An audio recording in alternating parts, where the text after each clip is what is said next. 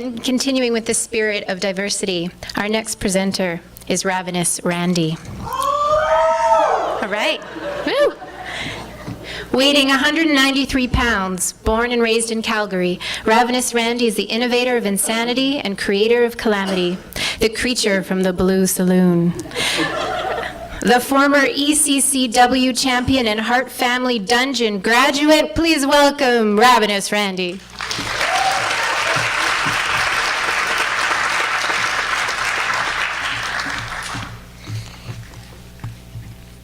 I was glad to hear some sort of oohs and ahs, because if you guys were going to do the golf clap thing, it probably wasn't going to work out so well. Today I'm here to talk to you about my art form. And to me, art can be described as something that is built to gain reaction. And wrestling definitely gets a reaction. When you walk by a poster like this, you may just see some well-built men covered in oil, ready for some spandex dude fighting. But trust me when I say it goes far further than that. Enter our antagonist, our villain, our heel, if you will, as braggadocious as a boisterous water buffalo, coming out with his third and fourth hands, his manager, The Natural. As you can see, he not only soaks in the jeers from the fans, but he uses them to fuel his fury.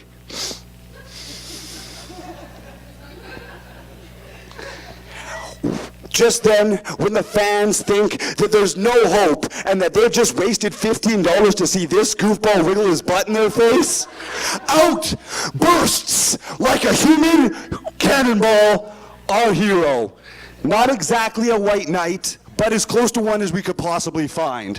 And trust me when I say he's as wild and colorful as he is a man with a heart full of gold.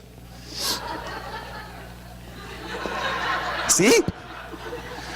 Here you can see our hero gaining a little bit of pre-match advice from one of his cherished anarchists. And you can see by the look in his face that he takes that right to that golden heart of his. As he marches into the ring, knowing that he is well-versed in all sorts of technical abilities that the heel does not know, he wows the crowd with athletic, spectacular maneuvers such as the flying head scissors you will see done here by me.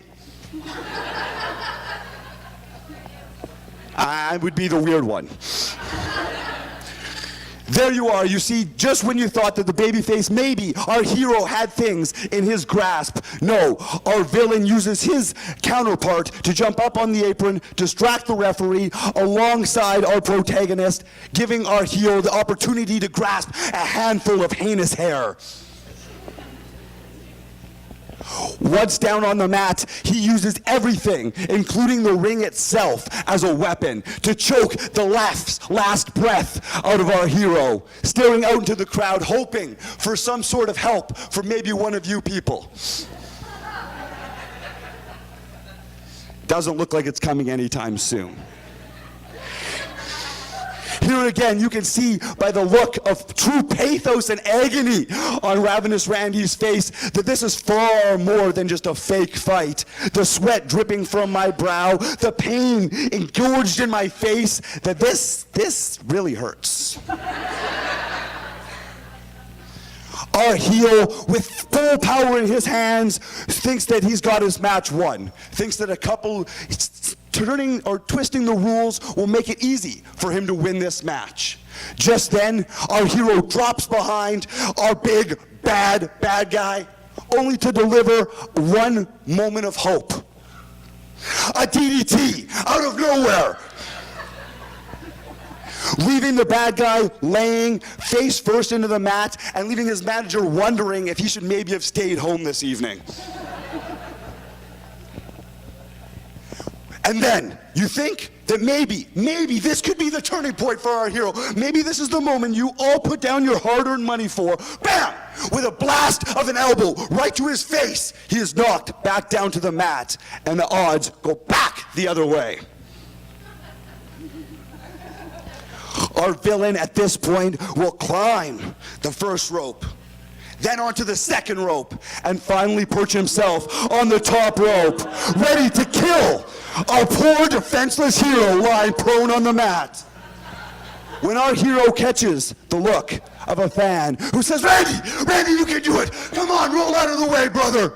And I do just that, leaving our villain splat right there in the middle of the ring.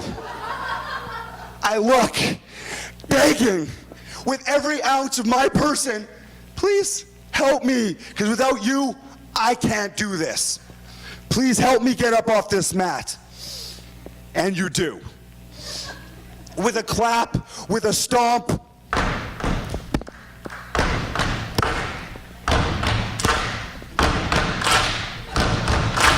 Our hero bursts into flames, knocking our villain down, move by move by move, hitting him in one of his most tender areas, his groin. But you've got to even the odds somehow, don't we, folks? Again, here you can see, that doesn't look fake. I can see up his nose, and I wouldn't want to do that if it was fake. If I planned that, I wouldn't be showing you guys what was up his nose.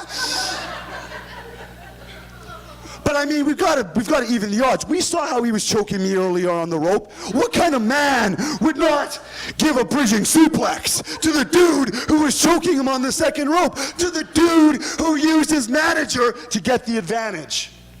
You think that the match might be won with a beautiful athletic maneuver like that? No, my friends. It's not quite that easy. 1, 2, 3. Our hero wins the match, and all of you and all of your wildest dreams have been vindicated once more. When that hand finally slaps the mat, all the bad things that your boss said to you all week, all your horrible taxes, that didn't matter. All you cared about was that smile on that goofball's face, and that your hero was walking out holding that title. And while today, I put a lot of emphasis on the wrestlers and what we do to entertain you people, the truth of the matter is, I couldn't do it without you guys. You fans are the wind beneath my wings, as cheesy as that may sound, but the truth be told, I wouldn't be able to do it without these little munchkins right here. I don't know these kids. I don't know them from Bob, and they don't know me from anybody. But what they did is they came out and they cheered on their favorite hero that night. They paid to see a hero, and I was that hero. Thank you.